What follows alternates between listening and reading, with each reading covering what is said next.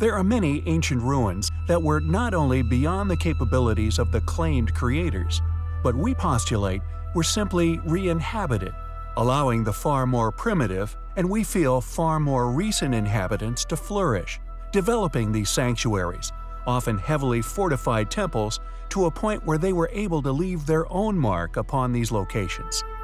An archaeological legacy left after the original creators of said sites were seemingly wiped out, with their own archaeological legacies simply washed away by the seas of our planet. These remnants have allowed academia to simply disregard the feat of engineering such incredibly large sites would have required, pinning such efforts to a more suitable candidate. After researching many such sites, backed up by the megalithic accomplishments that they still possess, one will begin to notice a pattern, an illogical and contradictory history for these groups, often invaded by a similarly capable and heavily studied group. The question is, why were a group who were apparently capable of building such a site so easily dominated by another which existed at the same era of history? One would have imagined that if they were indeed the builders of said sites, that they would have also been able to have created substantial defense systems. Yet these are invariably absent from nearly all of these sites, with just the weather-resistant megaliths, and indeed the condition of the sites most probably very similar to how they are found today. And Chan Chan is no exception. Believed to have been constructed around 850 AD, based on archaeological finds, subsequently claimed as having been constructed by the Chimu. Although this explanation for the enormous site is conveniently absent any explanation as to how this society achieved such incredible feats of ancient engineering.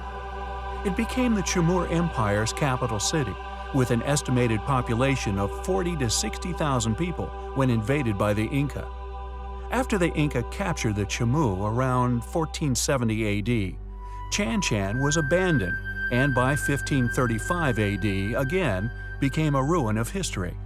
Surviving into modern day and beyond, while no longer a teeming capital city, Chan Chan was still well known for its great riches and was consequently looted by the Spanish treasure hunters. With an indication of the creator's wealth seen in a 16th century list of items looted from a burial tomb, a treasure equivalent to 80,000 pesos of gold was recovered, nearly $5 million in gold. Incredibly intricate stone-cut engravings rest alongside massive fortified walls, and there is most likely many other tombs in the site, which not only predate this later re-inhabitation, but are probably also filled to the rafters with gold, an expression of these original creators' power, and again contradictory to the Chimu's claim to such a site.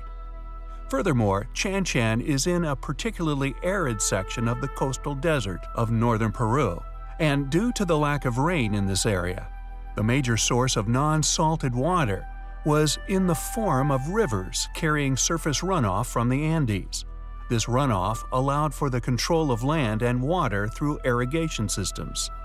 The city of Chan Chan spanned 20 square kilometers and had a dense urban center of 6 square kilometers. This contained extravagant ciudadelas being the large architectural masterpieces which housed plazas, storerooms, and burial platforms for the royals. Who were the original builders of Chan Chan? Were they, like we postulate, wiped out during a disaster? We find the evidence to suggest such highly compelling.